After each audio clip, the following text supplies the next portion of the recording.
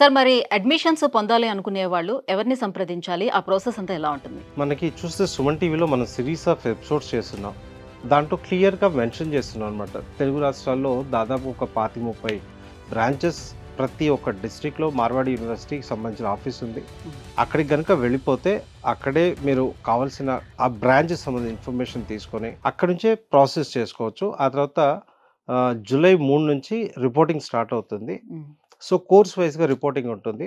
దాన్ని బట్టి అక్కడ బ్రాంచ్లో అడిగినట్టయితే ఏ రోజు రిపోర్ట్ చేయాలో వాళ్ళు చెప్తారనమాట. సార్ బట్ మేము లాస్ట్ ఇయర్ విన్న విషయం ఏంటి అని అంటే మార్వాడి యూనివర్సిటీలో అడ్మిషన్స్ అయితే బాగానే ఉన్నాయి, మేము తీసుకున్నాము. బట్ వెరాజ్ హాస్టల్స్ దగ్గరకు వచ్చేటప్పుడు కల్లా ఇన్ క్యాంపస్లో హాస్టల్స్ కొంచెం తక్కువ ఉన్నాయి, సో అవుట్ క్యాంపస్ ఇస్తున్నారు. సో మరి హాస్టల్స్ విషయంలోనే ఎలాంటి ఇది తీసుకోవాలి, డెసిషన్ తీసుకోవాలి, ఒకవేళ అమ్మాయిలను పంపించేటప్పుడు ఎట్లా ఏంటి అని ఆలోచిస్తున్నారు పేరెంట్స్, ఏమంటారు మీరు? ఇక్కడ మాకు 2 రకాల హాస్టల్స్ ఉంటాయి. In campus hostels, off campus hostels. 2 hostels మావే. ఓకే. ఇయర్లీగా వచ్చారు లేదా వాళ్ళకి ఇంట్రెస్ట్ లోపల ఉండాలి అనుకున్న వాళ్ళు లోపల ఉంటారు, లేదు బయటైనా పర్వాలేదు అనుకున్న వాళ్ళు బయట ఉంటారు.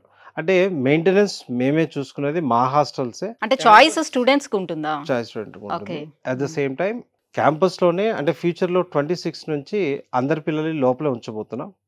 సో అట్లా కొత్త హాస్టల్స్ వస్తున్నాయి. సో ఆ హాస్టల్స్ వచ్చినప్పుడు బయటికి వెళ్ళాల్సిన పని ఉండదు.